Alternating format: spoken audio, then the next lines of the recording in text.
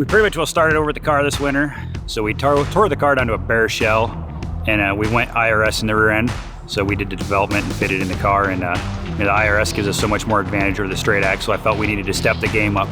We want to come back and back up this championship and prove that it wasn't a fluke. So we just needed to step up and take the next step forward, and that was part of it.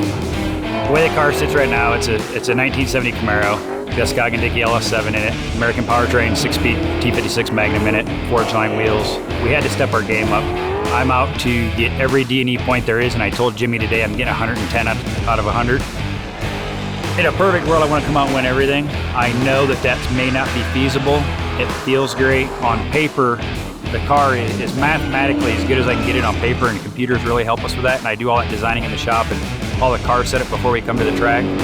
The new car and a new setup, it turns in so much faster, and my timing is off everywhere. So with your timing off everywhere on the faster stuff on the autocross, it's more of getting the muscle memory changed in the new direction over what the old car was.